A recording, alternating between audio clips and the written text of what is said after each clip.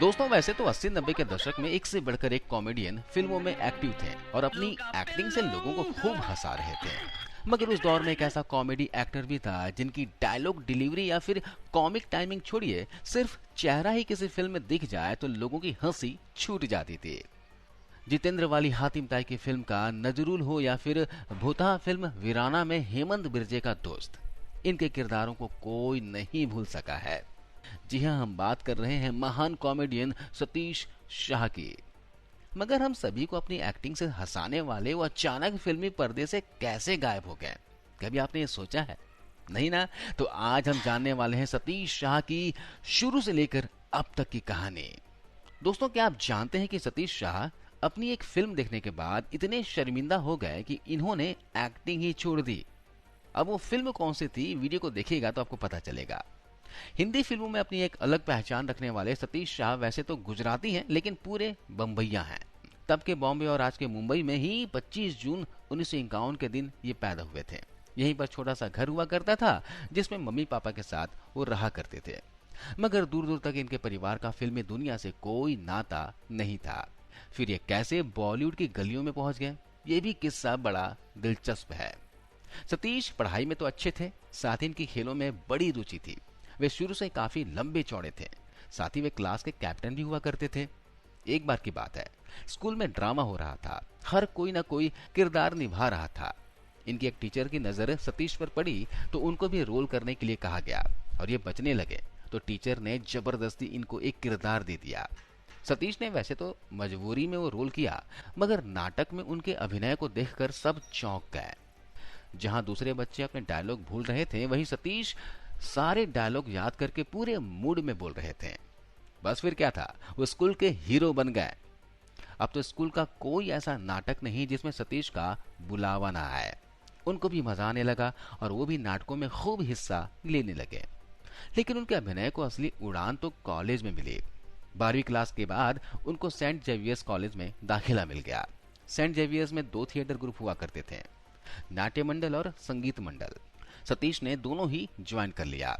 यहीं पर वो खूब अभिनय किया करते, लेकिन इनको पता नहीं था कि वहां के सीनियर शबाना आजमी की नजर इनके अभिनय पर रहती। बाद में शबाना ने इनसे मुलाकात की। शबाना का आखिरी साल था तो वो पुणे में फिल्म एंड टेलीविजन इंस्टीट्यूट यानी कि एफटीआई में एडमिशन लेने जा रही थी। एक दिन वो सतीश के पास आई और बोली कि तुम भी चलो, साथ दाखिला लेते हैं। मगर सतीश अभी कॉलेज लाइफ जीना चाहते थे तो उन्होंने मना कर दिया। हालांकि कॉलेज के आखिरी साल उन्होंने भी फिल्म इंस्टीट्यूट जाने का फैसला कर लिया। किस्मत अच्छी थी कि उनको भी एफटीआई में एडमिशन मिल गया। अब तो सतीश शाह इतनी मेहनत से अदाकारी सीखी कि हर बार वो सबको पछाड़ कर अव्वल आने लग गए। वहां पे एक्टिंग सिखाने वाले रोशन तनेजा तक ने अपनी आत्मकथा में उनका जिक्र किया था कि सतीश ने पूरी पढ़ाई के दौरान एक भी क्लास मिस नहीं की थी।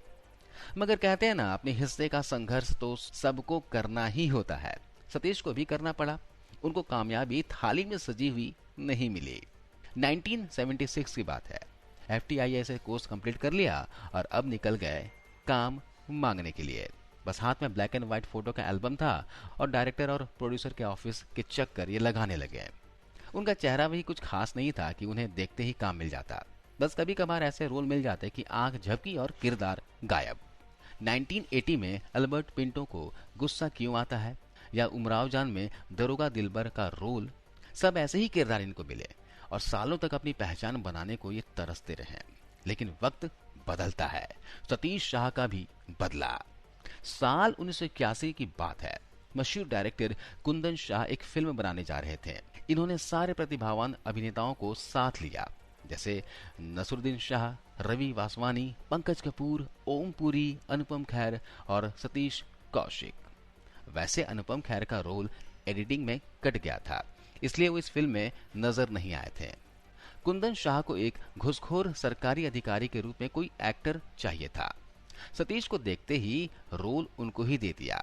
7 से 8 लाख के बजट में बनी इस फिल्म के लिए भले ही सतीश को सिर्फ 5,000 रुपए मिले थे, लेकिन पहली बार उनको कुछ दमदार रोल मिला था जिसने उनकी पहचान बना दी।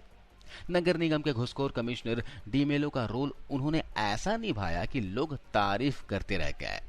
सबसे खास बात तो ये थी कि चंद सीन्स के बाद वो पूरी फिल्म में बस लाश बनकर दिखे। मगर लाश बनकर ही उन्होंने पूरा मजमा लूट लिया था। इसके बाद इनको ऐसा टीवी शो मिला जिसने इनकी जिंदगी बदल कर रख दी। 1984 में दूरदर्शन पर एक शो बन रहा था। सतीश शाह को लेकर शफी ईमानदार, राकेश बेदी जैसे दिग्गजों को यह शो मिल गया।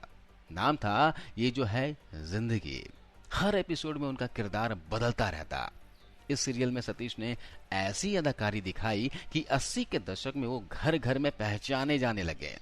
यहीं से उनका करियर उठान पर आ गया। फिर दौर आया रामसे ब्रदर्स का। इन भाइयों की नजर सतीश के हुनर पर पड़ी तो उनको पहली भूता फिल्म मिल गई, पुराना मंदिर। इस फिल्म में संगा के रोल में इन्होंने कमाल कर दिया। इसके बाद तो रामसे ब्रदर्स की वो फेवरेट एक्टर बन गए। वो कोई भी हॉरर फिल्म बनाए, सतीश शाह का छोटा बड़ा कॉमेडी रोल पहले से ही तय हो जाया करता था। याद कीजिएगा वीराना फिल्म में जब वो हेमंत विजय के साथ थकेला गेस्ट हाउस पहुंचते हैं, या फिर पुरानी हवेली में दीपक पराशर के असिस्टेंट फोटोग्राफर मंगू बने सतीश ऐसे भूतों के बीच गुदगुदाते हैं। ये सीन तो बड़ा कमाल का है। वहीं 1990 में आई हातिम ताई फिल्म में जितेंद्र के 7 सवालों के जवाब तराशने निकले नजरुल की भूमिका में तो उस दौर के बच्चे बच्चे आज तक नहीं भूले होंगे। कभी परी के जादू से मंगवाया गया ढेर सारा खाना एक पल में चट कर जाने वाला सीन, या इंसान को खाने वाले राक्षस की गुफा में लड़की बनकर जाने वाला दृश्य, सतीश शाह की अदाकारी का कोई जवाब नहीं था। 80 और 90 ही क्या, उसके बाद का दशक भी उनका ही था। साल 2004 में मैं हूं ना फिल्म में उनका प्रोफेसर देसाई वाला रोल भला कौन भूल सकता है। क्या आपको पता है कि बोलते समय थूकने वाला यह रोल वो नहीं करना चाहते थे। वो तो प्रिंसिपल वाला किरदार चाहते थे जो बोमन ईरानी ने किया था। मगर जब शाहरुख खान ने कहा कि यह रोल आपके अलावा कोई नहीं कर सकता, तब जाकर वो मान गए। इसी साल उनका शोज सारा भाई वर्सेस सारा भाई भी आया, जो इतना ज्यादा मशहूर हो गया कि नई पीढ़ी के बच्चे तो उनको इसी नाम से पहचानने पुकारने लग गए। लेकिन दोस्तों, सोचा है कि कभी एक से बढ़कर एक फिल्मों में दमदार एक्टिंग करने वाले कॉमेडियन सतीश शाह अचानक फिल्मी पर्दे से कैसे गायब हो गए? इसकी वजह शर्मिंदगी थी।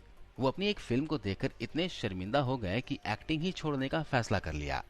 वो फिल्म कौन सी थी, ये बताने से पहले उनकी निजी जिंदगी को थोड़ा जान लीजिए। 1980-81 की बात है। फिल्म फेस्टिवल में इन्होंने अपनी पत्नी मधु को पहली बार देखा था। कुछ समय के बाद शादी के लिए प्रपोज भी कर दिया, मगर मधु नहीं मान रही थी। इत्तेफाक से उनकी एक फिल्म की शूटिंग मधु के कॉलेज में होनी थी। यहाँ पर दोनों की मुलाकात हुई और फिर सतीश ने शादी की बात छेड़ दी। इस बार मधु मान गई और आखिरकार साल 1982 में दोनों की शादी हो गई। अब हम आपको बताते हैं कि आखिर इन्होंने कौन सी फिल्म देखकर एक्टिंग ही छोड़ दी। वो फिल्म थी साल 2014 में आई, नाम था हम शक्ल। इस फिल्म में उनको एक वार्डन का किरदार मिला था जिसका नाम आई एम राज होता है, जो खुद को यमराज कहता है। साजिद खान की यह फिल्म फूहड़ कॉमेडी से भरी सुपर फ्लॉप फिल्म साबित हुई। इस फिल्म में खुद के किरदार को देखकर सतीश शाह बहुत शर्मिंदा हो गए थे। लेकिन एक इंटरव्यू में इन्होंने बताया था कि इस फिल्म में लोगों ने इनके काम की तारीफ तो की थी, लेकिन उनकी अंतरात्मा ने कहा था कि ये सब क्या कर रहे हैं, ये उनका वाला हास्य नहीं है। सतीश का मन उनको कचुटने लगा कि क्या सिर्फ पैसों के लिए फूहड़ किरदार कर रहे हैं। इस किरदार से वो इतने शर्मिंदा हुए कि इन्होंने अदाकारी ही छोड़ दी। साल 2014 के बाद शायद वो किसी फिल्म में नजर आए। इनको वैसे बहुत ऑफर आए, लेकिन इन्होंने सबको मना कर दिया।